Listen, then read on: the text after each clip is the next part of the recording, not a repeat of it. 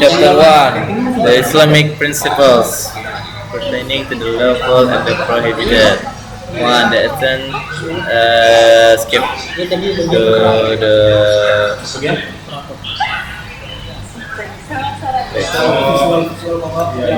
purpose. The lawful halal and the prohibited haram in Islamic Sharia is not a simple matter.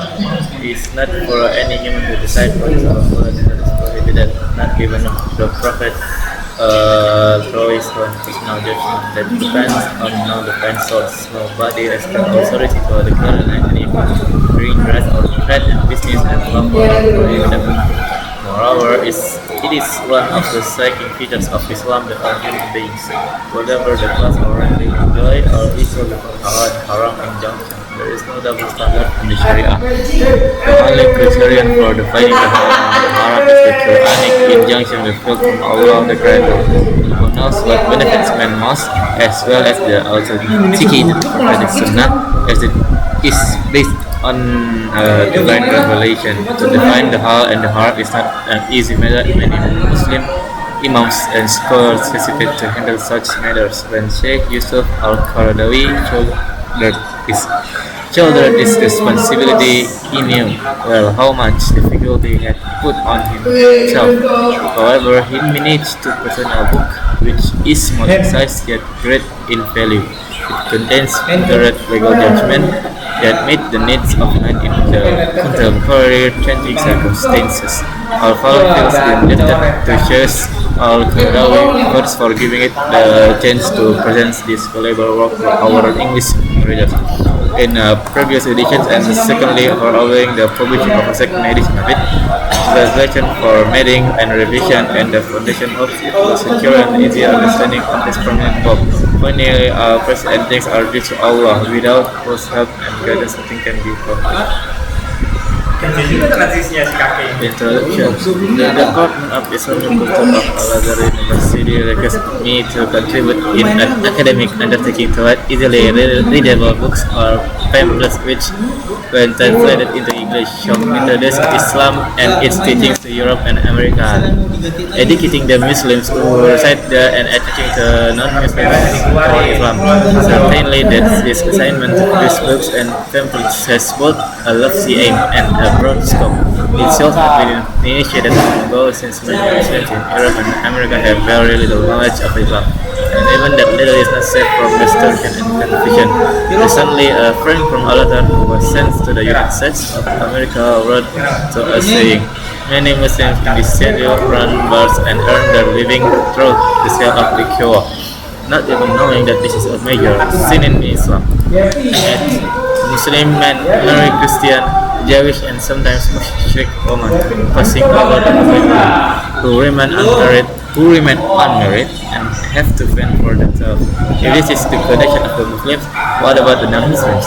People in the West have a very distorted and ugly picture of Islam, its prophet, and its followers. A picture painted by Christian missionaries and the representatives of the imperialist powers. They have used all means of propaganda at their disposal to malign Islam and to prejudice the minds of people against it, while we at the same time have been heedless and neglectful of combating this malicious propaganda. It is indeed high time to launch an educational project in order to remedy this situation, to inform people about the truth of Islam and to invite them to it. We welcome this blessed step, commending these devoted people of Al-Azhar. We request them to redouble their efforts in this direction and pray to all ever to bless and help them. The Department of Islam Culture assigned me the task of writing on the subject of the lawful and the halal on the prohibited or haram in Islam, requesting that I present the subject in a simple and easily understandable manner, which was also to include a comparison with other religions and cultures. At first glance, the subject of the lawful and the prohibited may seem easy to write about, but it is in fact extremely difficult.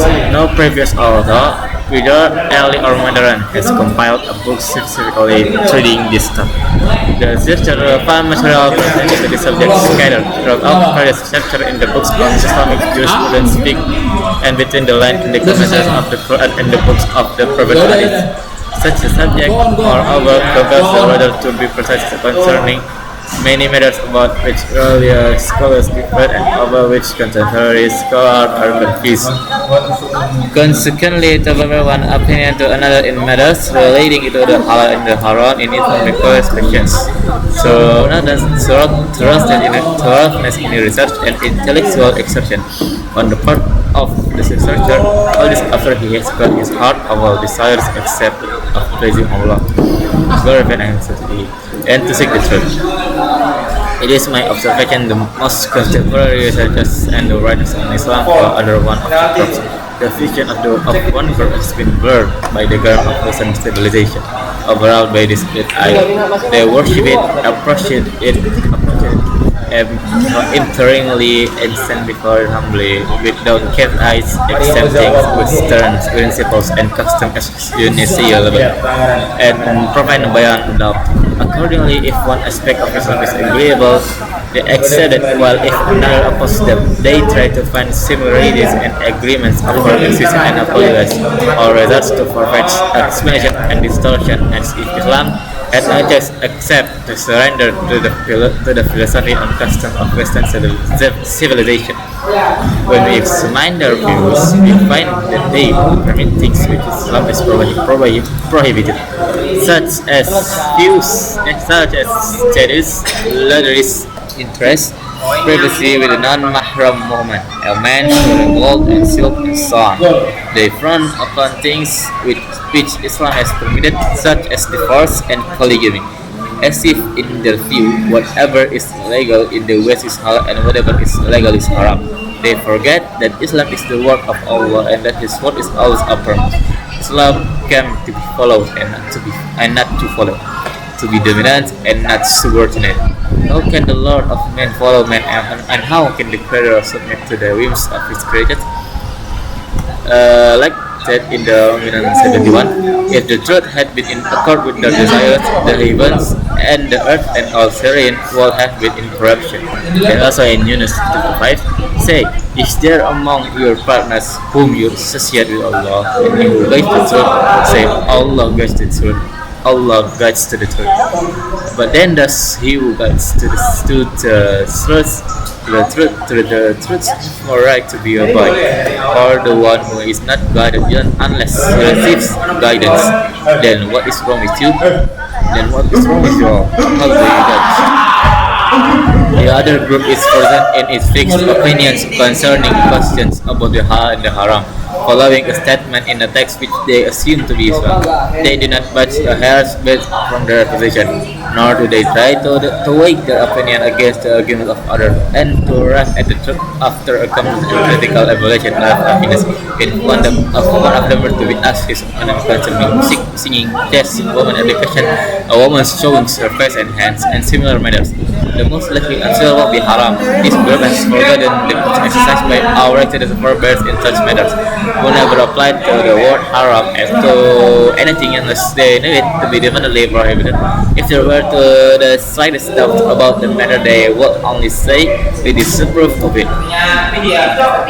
or we do not like it, or some other similarly mild statements. Sorry, 1 second.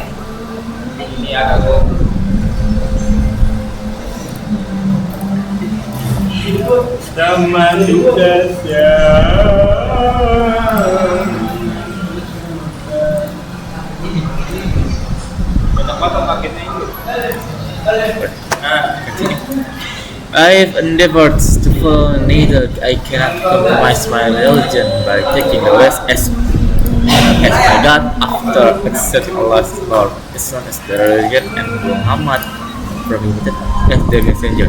At the same time, I cannot compromise my intellect by following one particular school of jurisprudence and in all its judgment, suspending my own reasoning faculty and discernment a blind follower in the words of Ibn al-Jawzi. Does not have any trust in what he follows. To initiate is to suspend the use of the intellect, whereas the intellect is spread for thinking and reasoning. It is stupidity for a person given a light to show him the way, and to extinguish it we will need to extinguish it and walk in the darkness. This is why I have not confined myself to any one of the several schools of jurisprudence, madhab, single madhab, prevalent in the Islamic world. For the truth is not the monopoly of any one school. The leading the leading scholars of the schools never claimed that they were infallible. They were in fact in researchers who saw to know the truth. If they erred in a ruling, they would have a reward. And if they were correct, the reward would be double twice as great. Imam Malik said the word of any person other than the prophet is sometimes acceptable, and sometimes objectionable. And Imam Shafi'i comments, my opinion is correct, with the possibility of its being erroneous. An opinion different from mine could be erroneous and could be correct. While it is not worthy of a Muslim scholar who is capable of comparing and choosing to tie himself to a single school of jurisprudence or to submit to the opinion of particular jurists, he must give weight to arguments and proofs. The jurist with stronger arguments and a valid proof deserves to be followed, while the one with weaker arguments and stale proofs should be rejected, regardless of whomever he is. On this point, Imam Ali said, Truth is not to be learned on the truth is not to be learned on the basis of absurdity. Learn the truth, and then you will know who the truthful ones are.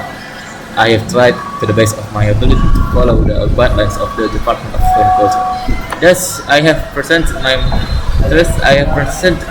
material supported by arguments, proofs, and comparison, employing the latest scientific ideas and contemporary ideas. Praise be to Allah.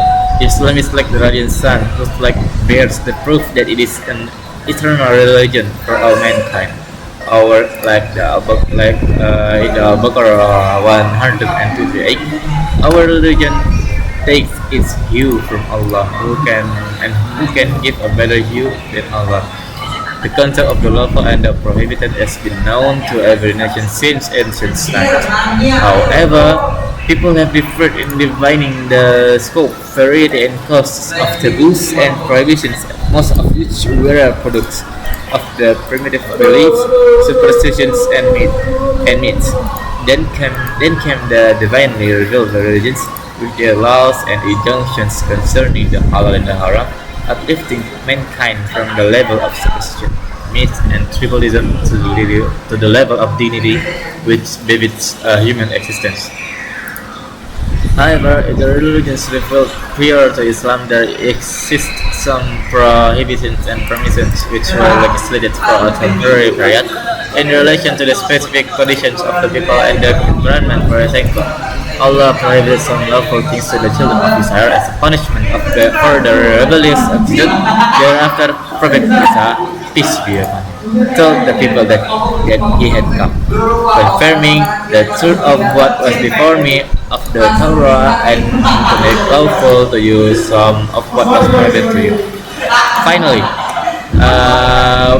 when mankind had reached the stage of intellectual maturity and was ready to receive the last message from Allah, glory be, Islam came with its complete, comprehensive, and eternal Sharia law for the whole of mankind.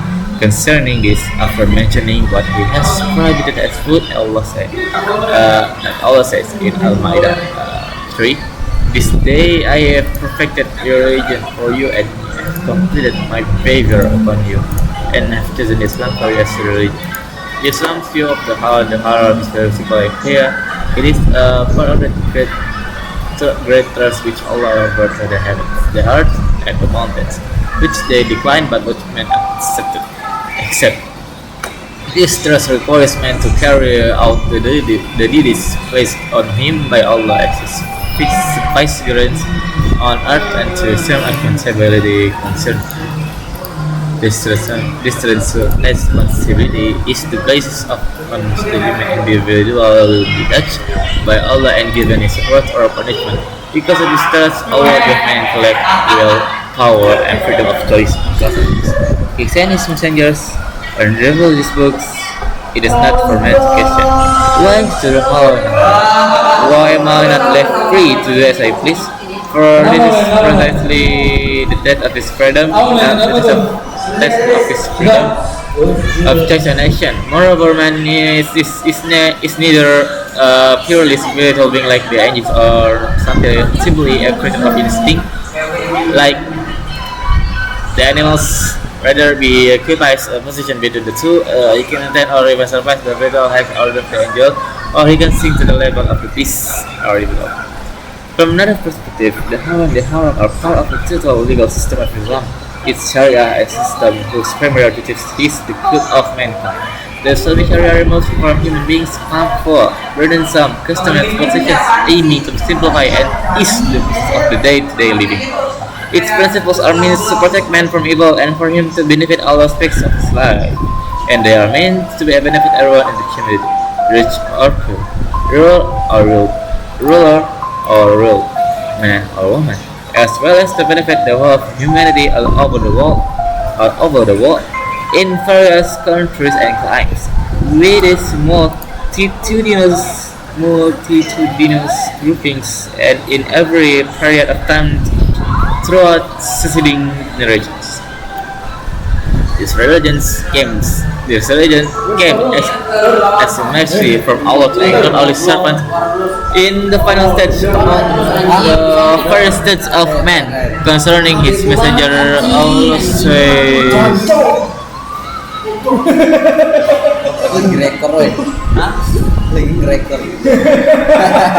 and we have not sent the except as a mercy for all the world, via 107.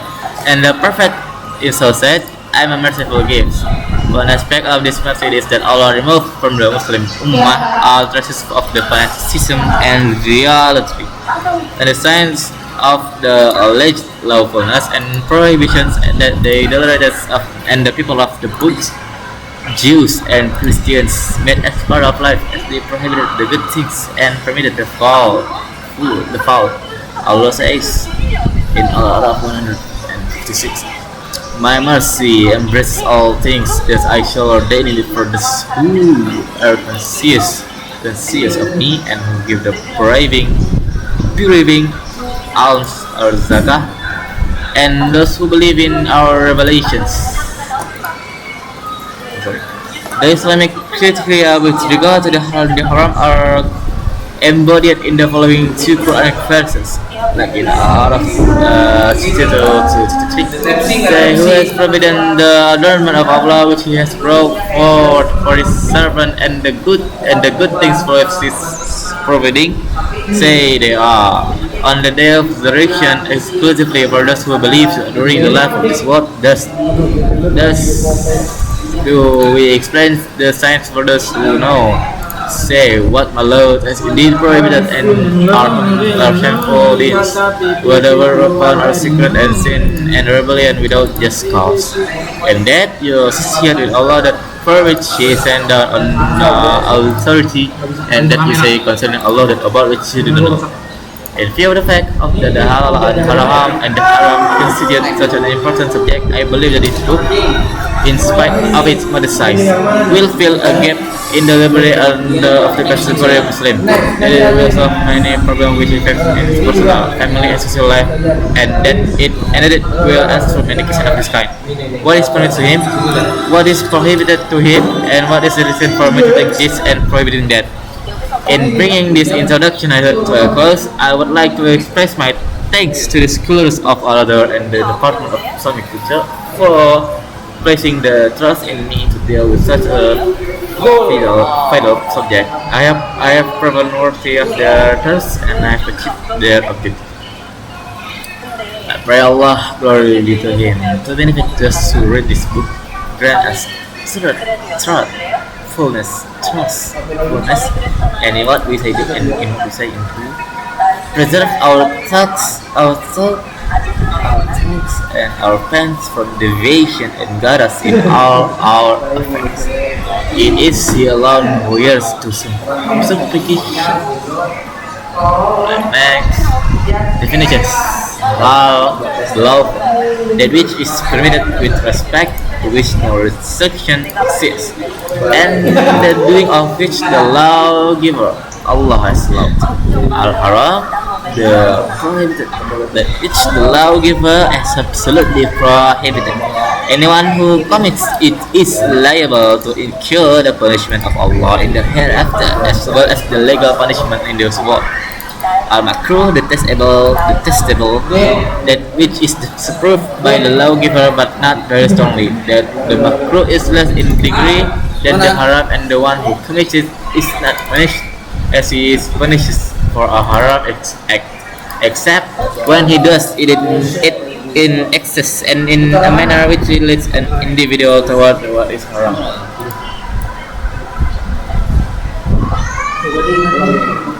Alright, next chapter 1, the Islamic principles pertaining to the lawful and the prohibited.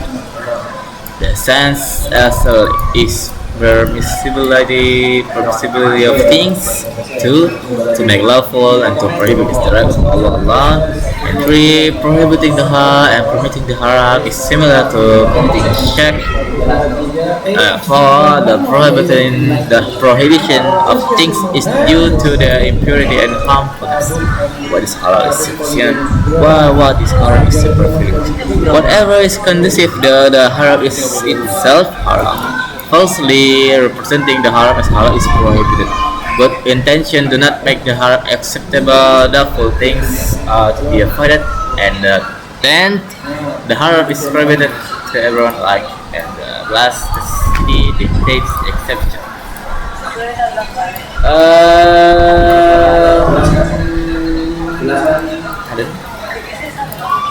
The Islamic principles pertaining to the lawful and the prohibited.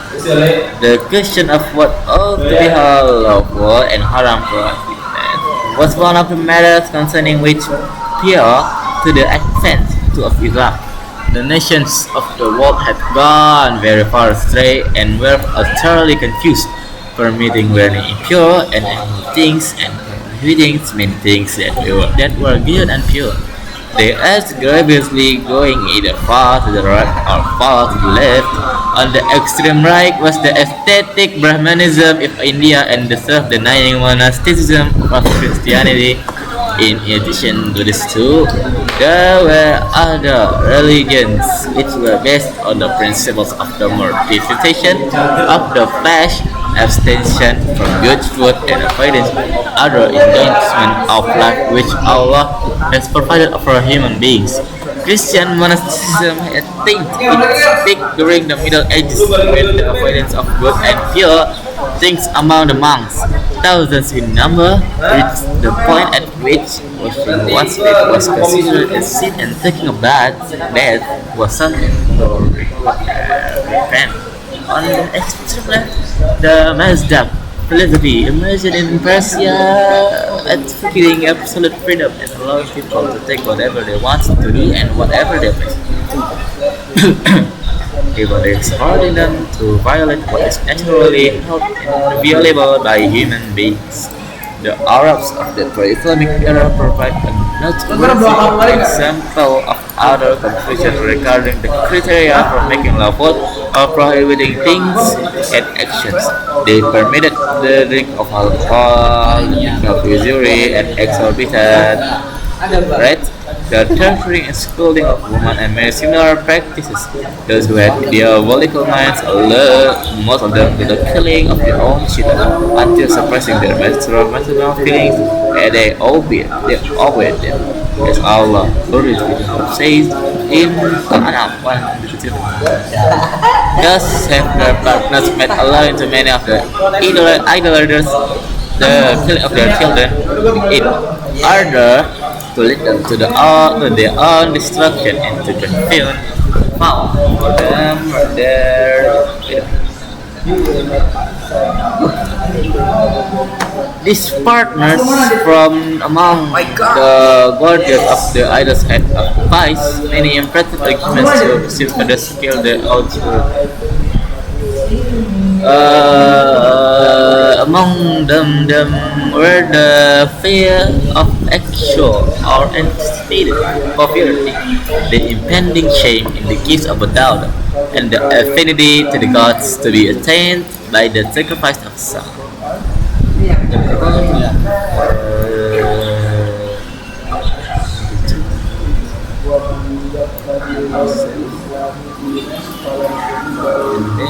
Oh, it is strange that these same people who permitted the killing of their own children by cutting their throats or burying them alive abstain from the eating of certain vegetable stuff and beef. Stranger still is that they consider such abstinence as part of their religion, attributing it to Allah's command.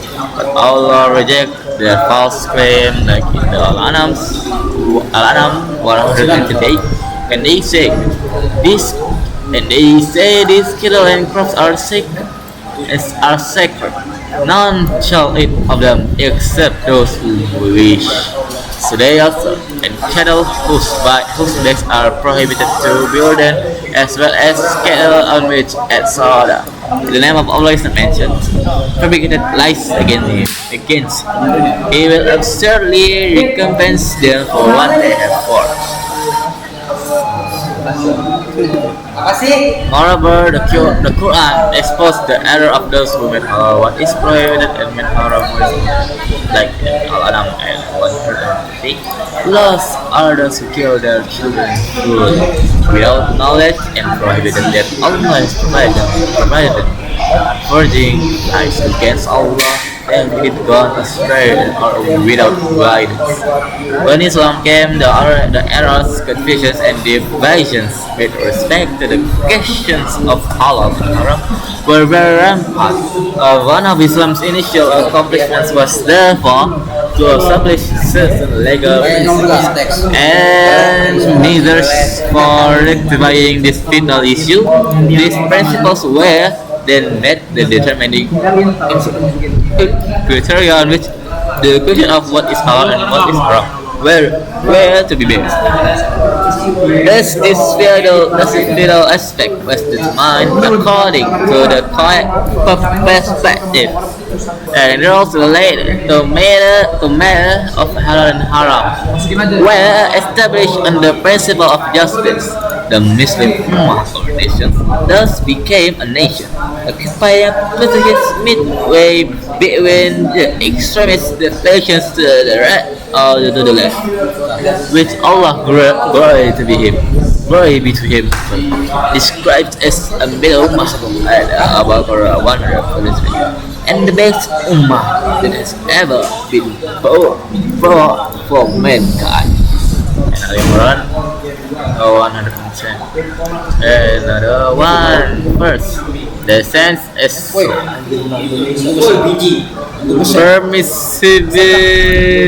permissibility of things.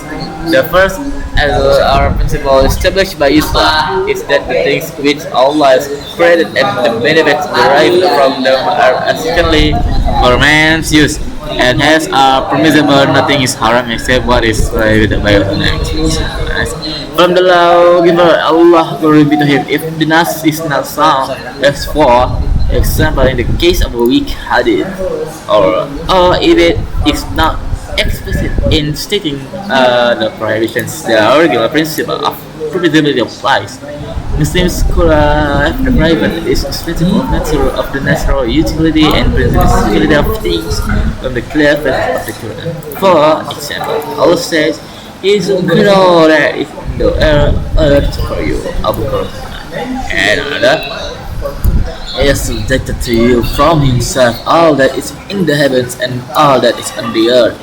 Al-Jizyah and do you not see that Allah subject to you whatever is in the heavens and what is on the earth, and has shown upon you His favors, but both of what apparent and unseen. It cannot be that Allah is very bad. He created all these things, gave man control over them, He counted them as His favors upon Him, and then after that to inform Him that the use is prohibited. Oh, could this be when He created all this for man's use and benefit? Yes, Indeed, prohibited only a few things for specific reasons, the wisdom of which will be discussed later.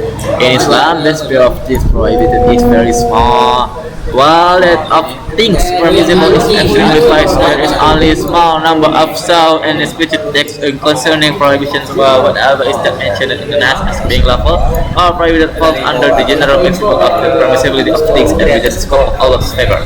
In this regard, the Prophet said, What Allah what Allah has made lawful in His book is halal, what has made which is haram, what ended concerning which He is silent is allowed as His favor. But except from Allah's favor, for Allah is not forgetful, it's for everything, for anything. He then said, Thy Lord is not forgetful. Maryam 64. Sama Al-Qadsi reported that when the messenger of Allah, peace be upon him, was asked about animal feed, fat, and cheese and fuel for a replied, the lawful is that which Allah has made lawful by His book, and the private is that which He is prohibited in His book. And that concerning which He is silent, He was permitted as available to you. That's rather than giving specific answers to what the speaker has asked. The Prophet is beyond refer to the general criterion for determining the halal and the haram. Accordingly, it is sufficient for us to know what Allah has made haram, since what is not included in it is deemed pure, it is permissible. The Prophet is beyond also said, Allah has prescribed certain obligations for you, so do not neglect them. He has defined certain limits to do not transgress them. He has prohibited certain things, so do not do them. And He has kept silent concerning other things out of mercy for you, and not because of forgetfulness. So do not ask questions concerning them. Next, I would like to emphasize here that the principle of natural permissibility is not limited to things and objects, but also includes all human actions and behavior related to acts of worship, which may be termed like living habits or day-to-day affairs. Here again, the principle is that these are allowed without restriction, with the exception of a small number of things, which are definitely prohibited by the law of Allah. Glory be to Him. Moses in the Al-An'am 119, He, Allah, has explained to you what He has made haram for you, including both objects and actions. The case is different. However, in religious acts of worship, these are purely religious acts which can be taken only from what Allah Himself reveals. Concerning this, we have a sound of these. Any innovations in our meta religions which is not a part of it must be rejected. Anyone who invents or regulates a form of worship on his own has gone astray and must be repudiated, for only the law given itself has the right to originate acts of worship through which human beings may seek nearness to Him. Living habits and day-to-day matters, however, did not originate with lawgiver. They were originated and act upon by human beings themselves. Thus, the lawgiver intervenes only to by practices which are harmful or which may lead to strife. The great Islamic scholar Ibn Taymiyyah thinks people things and acts of two kinds: act of worship by which the religion is established, and similar practices which are required for day-to-day living. From the principles of the Sharia, we know that acts of the worship are those acts which have been prescribed by Allah or proved by Him. Nothing is to be affirmed here except through the Sharia. However, as far as the worldly activities of people are concerned, they are necessary for every life. Here, the principle is freedom of action. Nothing may be restricted in this regard except what Allah prohibited. Smooth banget anjing.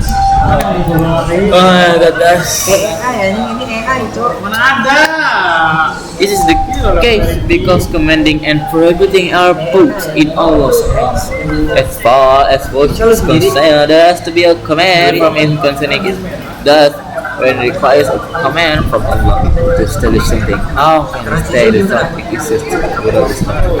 This is why Ahmad ibn Hanbal and other jurists specialized in hadith literature say in relation to Taqif added this to say that nothing can be legislated in this regard except what Allah Himself has legislated. To do otherwise is to incur the risk of being included in the meaning of the first, like of the first, Ashura 21. Do they have partners with Allah, or have prescribed for them in religion that concerning which Allah has given no permission? But as far as living habits are concerned, the principle is freedom, because nothing can be restricted in this regard except what Allah Himself has prohibited here. Here, to do otherwise is to be included in the meaning of His saying. In Yunus 59, say, do you see what Allah has sent down to you for sustenance? Yet you have made some part of it haram and some part halal. This is great and beneficent principle on the basis of which we can say that buying, selling, and later giving gifts and such other matters as necessary activities for people as eating, drinking, and the wearing of clothes. If the Sharia says something concerning these mundane matters, if it is in order to teach good behavior, accordingly it has prohibited whatever leads to strife. It has made obligatory that which is essential, has disapproved that which is frivolous, and has approved that which is beneficial. All this has been done with due consideration for the kinds of activities involved, their mechanisms and properties. Since this stain of the Sharia, people are free to buy and sell and list as they wish, just as they are free to eat and to drink what they like, as long as it is not haram. Of course, also some of these things may be disapproved. They are free in this regard, since the Sharia does not go to the extent of prohibiting them, and thus the original principle of acceptability remains. This principle is also supported by what is reported in the Sound tradition by the Prophet's companion Jabir ibn Abdullah. He said, we used to practice awzal questions in syrups or withdrawal before the ejaculation during intercourse, during the period when the Quran was being revealed. If the practice were to have been prohibited, the Quran would have prohibited. He therefore concluded that if the divine revelation was talking about something, it was permissible and people were afraid to practice it. Surely the Prophet's companions, may Allah be pleased with them, had a perfect understanding of the Sharia. Accordingly, it is great principle that no worship can be ordained except by the command of Allah. And not if you by His prohibition is properly established. To make lawful and to prohibit it is the right of Allah alone, bro. The second principle is that Islam asserts to the authority of the legislate the harm and the halal taking it out of the hands of human beings, regardless of their religious or worldly positions, and reserving it for the level of human beings alone. Neither rabbis or no peers, kings or sultans have the right to prohibit to something permanently to our service. If someone does this, he has certainly exceeded his limits, usurping the sovereignty which, with respect to the legislating for the people, belongs to Allah alone. Others who acquies to the transgressions of such as usurpers and act upon what they have legislated thereby related to them into the rank of partners of association with Allah. In Ashura, so they have associations with Allah who have prescribed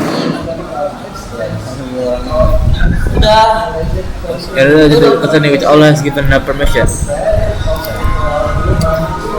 The Quran blamed the people of the book, that is Christian and Jews, for putting the power to make lawful and to prohibit things and actions into the hand of the rabbis and priests. They have taken their rabbis and like in the autobiography, but they have taken their rabbis and priests as Allah beside Allah, and the Messiah, son of Mary. Also, they were commanded to worship no one except the Lord Allah. There is no other but glory be to Him above what they associate with Him. Ali ibn Had, who had been a Christian before accepting Islam, once came to Prophet peace be upon him. When he heard him reciting the above verse, he said, "O Messenger of Allah, O Messenger of Allah," but they did not worship them. The Prophet peace be upon him replied, "Yes, but they prohibited to the people what was halal and prohibited them what was haram, and the people abide them. This is how they worship them." Christians still came the Prophet Isa, peace be upon him, before ascending to heaven, visited, faced in his spotless to the authority to declare things permissible and prohibited as they saw fit, as reported in Matthew 18:18. "I tell you the truth, whatever you bind on earth will be bound in heaven, and whatever you loose on earth will be loosed in heaven." The Quran also blamed the polytheists for ordaining and prohibiting things without any authority from Allah. Like in Yunus 9, do you see what Allah has sent down to you persistent, and yet you have made some part of it haram and some part halal. And do not say, consider the falsehood which your tongues utter, this and that is haram, in order to fabricate a lie against Allah. Certainly those who fabricate a lie against Allah will not prosper. Now 116. Okay, 20 minutes left. From this explicit verses of the Quran, and from the clear hadith of the Prophet peace be upon him, the authors of Islam grace with certainly that is Allah, glory be to Him. Allah has derived to make Allah for us to prohibit a matter either is or to the times of the job peace be upon him. The jurist does not go beyond explaining what Allah has Allah and haram or haram. In An'am 119, he has explained to you in detail what was made haram. It is definitely not their task to decide what is to be allowed and what is to be prohibited. To human beings, the great jurists, in spite of the scholarship and ability of each jihad, refrains from pronouncing judgments concerning matters of halal and haram, passing the problem from one to the other out of fear of committing the error of the halal, declaring of the halal for what is actually haram, and vice versa. In his book Al-Ibn Shafi'i narrated that Abu Yusuf, a companion of Abu Hanifah and a chief judge Qadi, said, "I witnessed that our knowledgeable teachers avoided saying this is halal and that is haram, apart from they found clearly stated without requiring an interpretation. In the book of Allah, we have been told by Ibn Asad and the Arabi Ibn Haytham, one of the greatest of the second generation of Muslims, that beware that none of you says, Allah has made this lawful or approves of it. Allah may then say that He did not make it lawful or not approve it. Or that you say Allah has prohibited this. Allah may then say you lie. I have not prohibited or disapproved of it. Some companions of Ibrahim an-Nakhi is a great judge of Kufa among the second millions of Muslims, has told us of his mentioning of his colleagues as saying when they give a judgment concerning something, it is disproved or there's no harm in it, rather than it is haram, or it is halal and haram as haram halal are much. This is what Abu Yusuf reported concerning our righteous base, and what Shafi'i quoted for him and completely agreed with. Similarly, Ibn Muflih reported the girls for Ibn Taymiyyah as saying that the jurists of the early days of Islam did not pronounce anything haram unless it was definitely known and be so. It is misquoted the great Imam Ahmad ibn Hanbal when he asked about some matter, what say, I disapprove it, or it does not appeal to me, or I do not like it, or I do not prefer it. Similar reports are read concerning Malik, Abu Hanifah, and all the other Imams, and all of the Christians.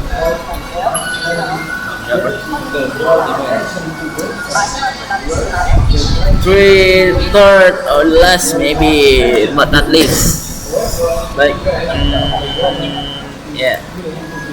And about what? prohibiting the halal and prohibiting the haram is similar to committing shirk. Yes. While Islam reprimands all those who, on their own authority, declare what is lawful and what is prohibited, it is more strict with respect to those who cause prohibitions. For the tendency to make up prohibitions results in hardship for human beings and justifiably knowing that Allah has made provisions for His creatures. Moreover, this tendency is prevalent among some of those who go to extremes in matter of religion, and so must be checked. The Prophet, peace be upon him, fought against this false piety and extensively by all means, warning those who indulge in it with the word "disease will perish," repeated 3 times. The Prophet, peace be upon him, further dismisses by saying, "I have been sent with what is strict and easy." The strictness of his message consists in belief in the oneness of Allah and is in practice and legislation in conducting the shirk, polytheism, and the prohibiting of the things of this life. The Prophet peace be upon him and had mentioned all the 16 hadiths Qudsi, reporting the saying of Allah, glorified being. I created my servants upright Hunafa, then the evil ones came to them and led them astray from the religions, one forbade what I had made lawful from them and commanded them to associate with me, that for which I had not sent down any authority. Prohibiting something which is halal is similar to the committing shirk, and this is why the Quran considers the religion of Arabia for the religious. The idols and prohibiting themselves without any authority from Allah, limiting the use of the certificates of crop and cattle. Among these private animals were those which were called Bahira, Sa'iba, Wasila, and Ham. During the pre-Islamic period of the Yaliyah Bahira,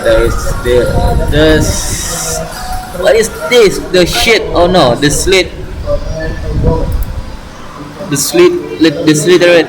They a female camel which had given birth to 5 calves, the last of which was male. The ear of such a camel was slit and she was loose to roam freely.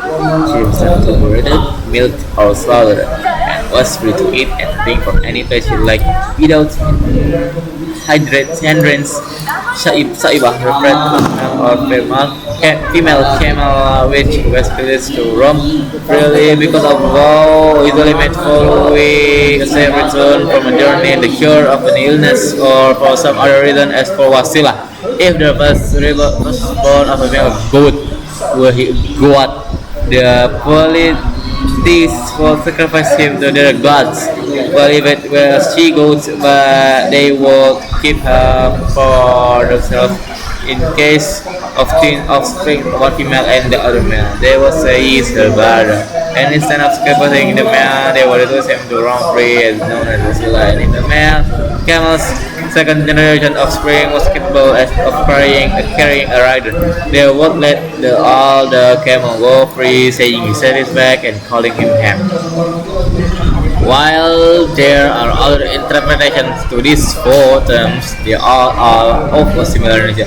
The Quran rejected these prohibitions and left no excuse for those who practice them to follow the errors of the forefathers in the Al-Ma'idah 102-104. Allah did not appoint anything as Bahir or Sa'iba or Wasila or Ham or but those who disbelieve fall to lie against Allah, and most of them do not consider when it is said to them, come to what Allah has revealed and to the messenger. They say what we found our fathers doing is not enough for us. What and even though their fathers did not know anything and were not rightly guided. In Surah Al-An'am, there is detailed discussion of what such people claim to be harm camels, oxen, sheep, and goats. In this context, Quran uses an ironic style of rhetorical reasoning to convince them of their error. Al-An'am, like in Al-An'am 143 to 144, 8 pairs of cattle, 2 of oxen, and 2 of goats say yes, be forbidden. The 2 males or 2 females, so that which the wombs of the 2 females fall. Inform me with knowledge if you are truthful. And 2 pairs of camel and 2 of oxen says yes, he forbidden the 2 males or 2 females. In another discussion contained in Surah Al-Araf, Allah will be to him, rejects the claims of our prohibitors laying down the final criteria about burning public. In Al-Araf is 2 it's clear, sorry. Say who has forbidden the adornment of Allah which have brought false voices and the good things are separating. Say what alone is indeed forbidden our shameful deeds, whether open as or secret and sin and rebellion without just cause. And that you associate with Allah that for which He has sent down no authority and that you say concerning Allah that above which do you don't know. A significant aspect of this discussion is that they were revealed in Makkah. The Makkah revelation invariably deals with matter of faith and the oneness of Allah glory be. The hereafter, we may therefore deduce that in the sight of Allah, this matter of different things to be provided without any authority from Him was not a minor matter, but one which pertains to the fundamentals and general principles of the faith. In Madinah, certain Muslims showed a tendency toward asceticism, denying themselves some permissible pleasures, then in order to keep them within the limits set by Himself and bring them back to the strict Paul Islam already following strongly word fast in Al-Ma'idah 87 to 88. You who believe do not make haram the good things which Allah has been halal for you and do not transgress indeed. Allah does not like the transgressors. And it and of what Allah has provided for you, love and good and fear Allah and whom you are believers. Wait. Minute.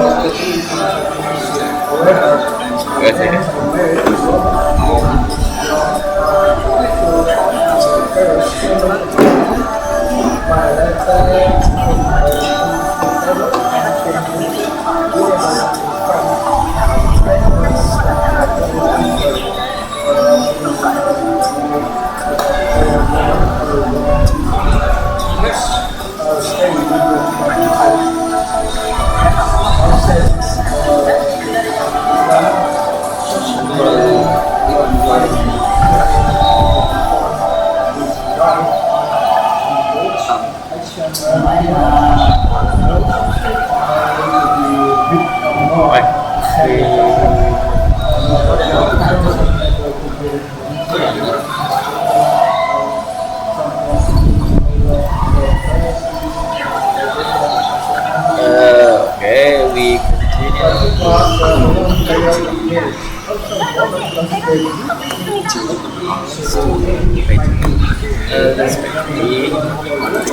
Four, the prohibitions of things is due to their purity and harmfulness. It is the right of Allah, the one who created the remain and cultivate incomparable gift to legitimize or prohibit as He deems proper, and to place obligations and responsibilities upon them as He sees fit. As His creatures, they have neither the right to the questions nor to disobey Him.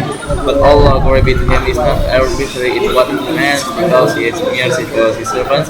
He makes things halal and haram for a reason. The well-being of nature they feel. Accordingly, neither intended anything except what is good, nor has He prohibited anything except what is good.